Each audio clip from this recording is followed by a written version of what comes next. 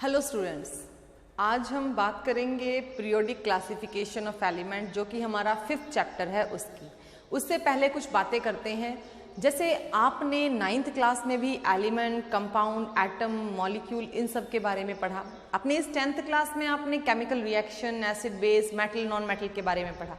आप उन रिएक्शंस को भी करते आ रहे हो। अगर आपको मेटल, नॉन मेटल असाइन नहीं होता, यानी आपको बताया ही नहीं गया होता कि मेटल है, ये नॉन मेटल है, ये रिएक्शन करवानी है, ये एसिड है, ये बेस है, अगर आपको ये सारी चीजें पता ही नहीं होती और आप ये कह ही नहीं पाते कि भी फलाना दिखने में ऐसा है तो ये मेटल होना चाहिए, ये नॉन मेटल होना चाहिए, इसकी ये प्रॉपर्टी है, तो क्या आप इनको पढ़ पाते? तो क्या आप उन चैप्टर्स को कर पाते?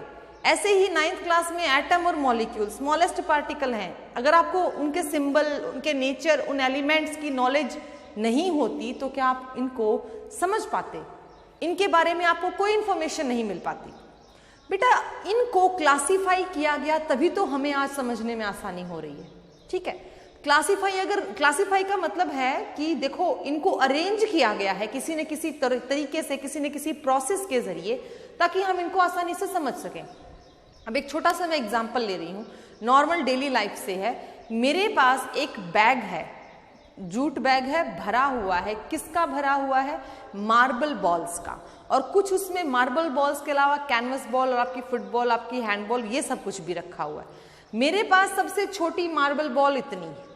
मार्बल आप समझते हो ना, कंचा जिसको बोलते हैं। अच्छा, उससे साइज धीरे धीरे बड़ा करते करते मेरे पास इतने साइज के भी बॉल हैं। फुटबॉल लगा लीजिए या हैंडबॉल लगा लीजिए, मैंने उस बैग में उनको भर रखा है। ठीक है, मेरे पास एक बच्चा आता है, वो कहता है कि मुझे इस साइज की टेनिस बॉल दे दीजिए।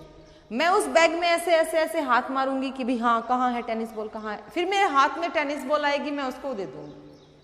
मैंने क्या किया? एक भरे हुए बैग में से मुझे किसी एक पर्टिकुलर साइज की बॉल को निकालने में कितना समय लगा? ज्यादा समय लगा ना। मैंने उनको अलग किया, उनमें से ढूंढा, अभी इसको जो चाहिए वो कौन सी है, इसको कौन सा साइज चाहिए, आप ढूंढ के निकालिए। अगर मैंने थोड़ी सी समझदारी की होती, अगर मैंने थोड़ी सी समझदारी बरती होती, अगर मैंने उनको किसी टेबल पे जचा रखा होता, या यूं लगा लीजिए अरेंज कर रखा होता, सबसे छोटे से लेकर इंक्रीजिंग ऑर्डर में उनके साइज के सबसे बड़े तक, अगर मैंने उनको इंक्रीजिंग ऑर्डर में जचा रखा होता, कहीं पर ऐसे ही किसी बोर्ड पे लगा लीजिए, किसी टेबल पे लगा लीजिए, तो क्या मुझे इतनी समस्या होती? नहीं होती। मुझे जैसे ही लगता कि इसको इस साइज की चाहिए, मैं उठाकर उसको दे देती। तो हमारे माइंड में पहले ही एक क्वेश्चन स्ट्राइक होता है कि हम जो एलिमेंट्स पढ़ते आए हैं, एटम्स, मॉलिक्यूल पढ़ते आए हैं, इनको क्लासिफाई करने की क्या जरूरत पड़ी? अब हम क्लासिफिकेशन ऑफ एलिमेंट पढ़ जरूर रहे हैं, यहां से क्वेश्चन हमारे सामने आ रहा है, why we need to classify them. हम इनको क्लासिफाई क्यों करें, क्या जरूरत है? So the question why we classify them is corrected here. तो हम क्लासीफाई क्यों करेंगे? क्योंकि हमें चाहिए एक प्रॉपर अरेंजमेंट, एलिमेंट्स की स्टडी करने के लिए एक कन्वीनियंट मेथड हमें चाहिए, ताकि हम एलिमेंट्स को आसानी से समझ सकें, उनके बारे में जान सकें, उनको डिफ्रेंशिएट कर सकें। तो स्टार्टिंग के दिनों में जब हमारे पास पीरियोडिक टेबल बनाने के लिए, हमारे पास नहीं, इन सेंस साइंटिस्टों के पास जब पीरियोडिक टेबल बनाने के लिए कोई प्रपोजल आया, तो सबसे पहला जो अटेम्प्ट हुआ, सबसे पहले अटेम्प्ट में हमारे पास डिवीजन के लिए, पीरियोडिक टेबल के डिवीजन के लिए दो ही पार्ट बचे कि जो भी एलिमेंट उस वक्त तक डिस्कवर हुए थे उनको मेटल और नॉन मेटल में डिफ्रेंशिएट किए गए।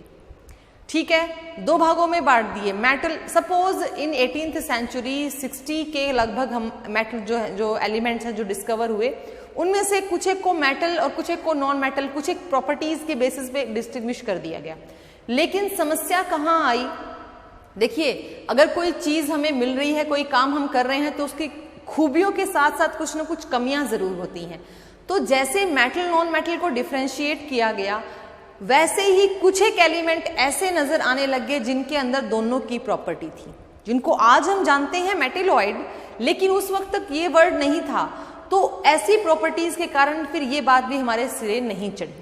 सबसे पहले जो साइंटिस्ट बोले गए कि जो हिस्टोरिकल डेवलपमेंट में, यानी अगर हम इसकी हिस्टोरिकल डेवलपमेंट देखते हैं, हिस्टोरिकल डेवलपमेंट अगर हम चेक करें तो हमारा जो सबसे पहला अटेम्प्ट रहा है पीरियोडिक क्लासिफिकेशन का, वो नाम जाता है डो बर्नियर के, डो बर्नियर्स। ठीक है, इनको ट्राइड नाम से, ट्राइड्स, इन्होंने ट्राइड्स नाम से जो है अपनी क्लासिफिकेशन दी।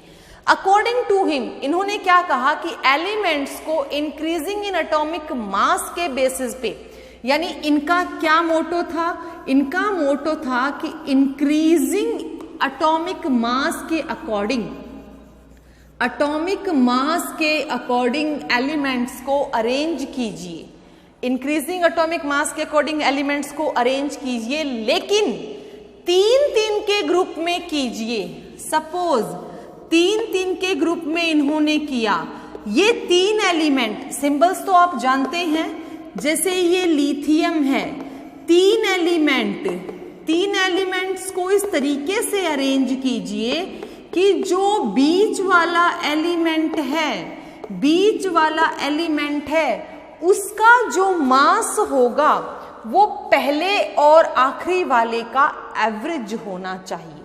कैसे देखते हैं, मुझे इन दोनों के मासेस के बारे में पता है, अब मुझे सोडियम का पता लगाना है।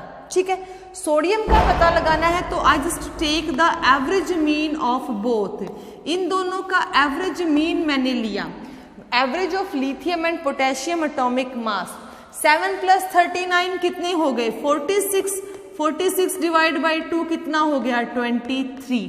तो सोडियम का जो एटॉमिक मास है वो कितना आ गया, 23। ठीक है, तो इस तरीके से डो बर्नियर ने जो 3-3 के ग्रुप में, यानी कि 3-3 एलिमेंट्स के ग्रुप में एलिमेंट्स को डिस्टिंग्विश किया। हालांकि जितने एलिमेंट उस वक्त तक डिस्कवर थे उन सबके लिए ये बात अप्लाई नहीं हुई, क्योंकि कुछ एक का एटॉमिक मास बिल्कुल सेम आ रहा था, जैसे आयरन, कोबाल्ट, निकल, ये एक ट्राइड बनाया जिसके अंदर एटॉमिक मासेस में ज्यादा एवरेज मीन नहीं निकला, यानी इन दोनों के एवरेज मीन को हम कोबाल्ट का मास नहीं बोल पा रहे। तो इसकी कुछ लिमिटेशन भी है, इसके कुछ एडवांटेजेस भी हैं। एडवांटेजेस ये थे कि छोटे से रूप में ट्राइड की फॉर्म में एलिमेंट्स को बहुत अच्छे से अरेंज करने की कोशिश की गई। इसका ड्रॉबैक, पहला ड्रॉबैक ये था कि जितने एलिमेंट डिस्कवर हुए थे उन सबके ट्राइड सिस्टम नहीं बने। दूसरा ड्रॉबैक ये था कि कुछ एक एलिमेंट्स एवरेज मीन के नहीं थे, लेकिन ट्राइड बनाने की उनकी कोशिश की गई। तो पहला जो अर्लियर अटेम्प्ट माना गया वो माना गया डो बर्नियर्स ट्राइड का।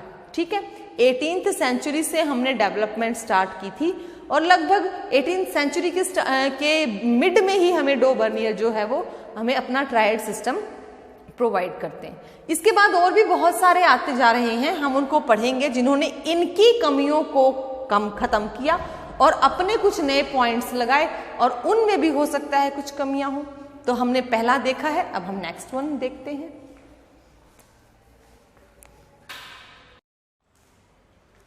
ऐसे ही बेटा सेकेंड हिस्टोरिकल डेवलपमेंट का सेकेंड अटेम्प्ट जो हमारे सामने आया वो न्यूलैंड्स लॉ ऑफ ऑक्टेव्स था, जो अलेक्जेंडर जॉन न्यूलैंड के नाम था। इन्होंने हमें एक ऑक्टेव का सिस्टम दिया। ऑक्टेव का मतलब होता है एवरी 8,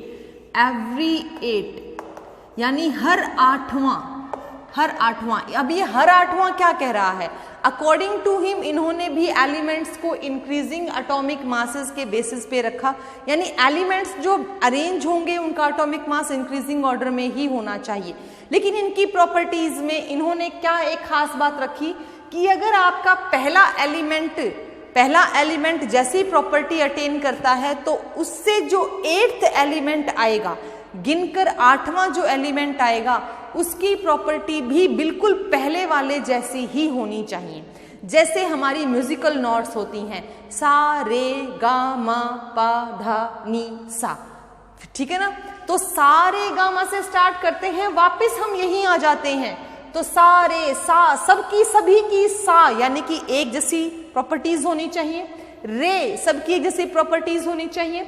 इनकी एक जैसी प्रॉपर्टीज होनी चाहिए। न्यूलैंड ने शुरुआत की हाइड्रोजन से। हाइड्रोजन से इन्होंने अरेंज किया इंक्रीजिंग ऑर्डर में। इंक्रीजिंग ऑर्डर में अरेंज किया तो इनको इन्होंने इस स्लॉट में रखा, these having the similar properties. So such type of the arrangement is name as octave under the name Newlands law of octave. ये नियम यहां तक कैपेबल था। इसका एक सबसे बड़ा मैरिटल इफेक्ट ये था, यानी कि इसकी एक बहुत बड़ी खूबी ये थी कि इसने एक प्रॉपर वे में अरेंज किया टैबुलर फॉर्म में। टैबुलर फॉर्म में हम आराम से समझ सकते हैं, पहचान सकते हैं कि एलिमेंट्स कहाँ कहाँ और कौन कौन सा रखा गया है इंक्रीजिंग मासेस के बेस पे। लेकिन इसके ड्रॉबैक्स बहुत ज्यादा थे।